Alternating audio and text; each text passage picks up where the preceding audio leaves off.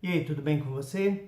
Bom, eu optei por gravar esse vídeo porque no final das contas a gente tem uma série, de questionamentos, e-mails, contatos que as pessoas tiveram com a gente em termos da escala de Coelho-Savassi, que é a escala de vulnerabilidade familiar. E aí nós temos visto as dúvidas crescendo e os artigos e as publicações de internet não passaram a não ser suficientes.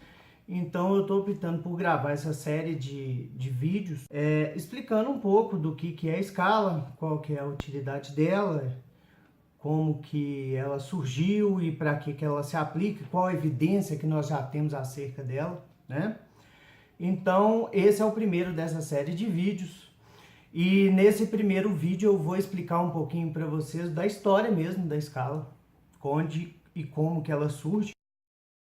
Ela surge a partir de uma experiência de um médico de família de Contagem, município de Contagem, Minas Gerais, Flávio Coelho, Flávio Coelho, ele é médico de família, foi presidente da Associação Mineira de Medicina de Família e Comunidade, é um médico de família que em Contagem ele sentiu a necessidade de estruturar e qualificar melhor as visitas domiciliares realizadas dentro da sua equipe. A partir do momento que ele percebeu a necessidade de estratificar de alguma forma as visitas domiciliares para as famílias do território dele, ele encontrou na ficha A do CIAB todas aquelas sentinelas que seriam consideradas de interesse mesmo, para a lógica da construção de uma escala de avaliação de vulnerabilidade. E é interessante por quê? Porque todas as contribuições que foram dadas à época foram em cima de incluir outros elementos que não estão presentes na ficha A do CIAB.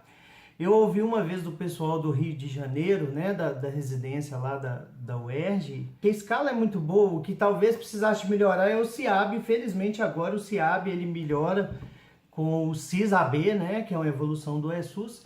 Mas enfim, isso é papo para outro vídeo. Voltando, então assim, o Flávio Coelho, ele trabalhou na avaliação dessas sentinelas e de uma forma empírica ele construiu essa lógica dos riscos e começou a aplicar em equipes de saúde da família em Contagem.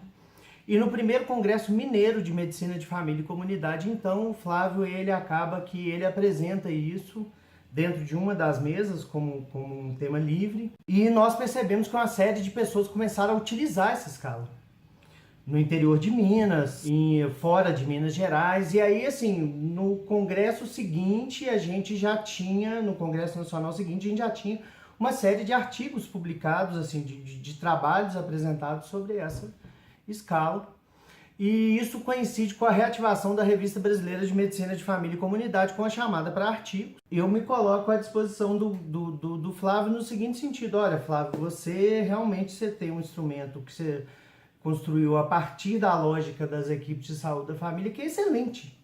E você está perdendo a autoria desse artigo. Então vamos sentar, vamos construir um artigo, vamos aproveitar que a Revista Brasileira de Medicina de Família e Comunidade está aí reativando e está com demanda de artigo, e vamos escrever esse artigo.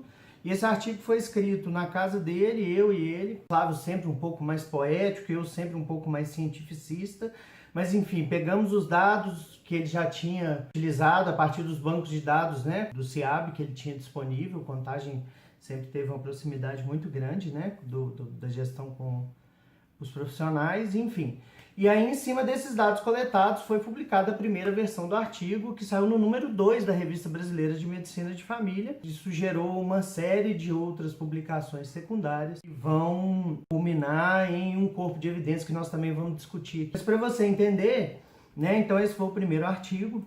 E aí, em 2012, juntamos eu, que era quem a partir de então comecei a acompanhar mais de perto e acabei que virei uma referência nessa discussão sobre a escala, eu que sempre tenho respondido os e-mails e os contatos. Então eu, a Joana Lage, que havia feito um estudo também em Contagem, inclusive fazendo comparações da escala com outros elementos de renda mínima, e de vulnerabilidade, seja vulnerabilidade territorial, seja vulnerabilidade por critérios outros que não a escala.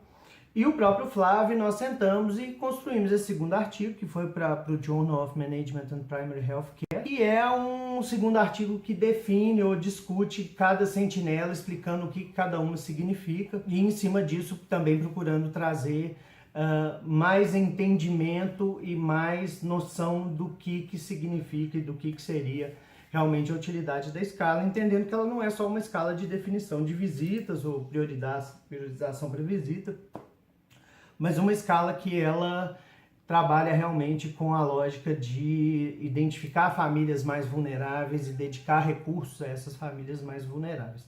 Então esses dois artigos que vão estar na descrição do vídeo, né, e nas postagens que estiverem relacionadas a esse vídeo, eles são dois artigos que realmente eles definem, são definidores, são mais ou menos orientadores da aplicação da escala. E aí depois disso a gente tem uma série de outros artigos, nós vamos ter uma discussão, né, eu vou tentar postar aqui também no formato de vídeo para você, se você tiver interesse e um pouquinho de paciência com o tempo eu vou lançar. Mas que é a lógica das evidências que a gente já tem a partir da escala, da aplicação da escala numa série de setores. A Odonto tem muito trabalho interessante, tem alguns outros de interesse também. E além disso, nós também teremos um vídeo que vai discutir agora o ESUS. Dentro da lógica do ESUS, obviamente, nós estamos falando de um novo sistema de informação e que, obviamente, nos dá mais possibilidades e mais sentinelas e maior possibilidade de trabalhar de forma diferenciada com essa sentinela. E partindo também para discutir o futuro da escala, né? E o interesse realmente na produção e na validação, talvez uma escala de Coelho Savassi 2.0. Ok?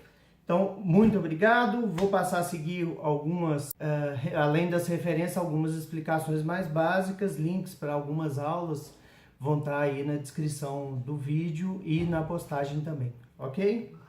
Gente, um primeiro momento, né, para a gente se ambientar, e peço a vocês paciência, porque nós vamos ter aí mais 2 ou 3, talvez 4 vídeos para explicitar melhor, ok?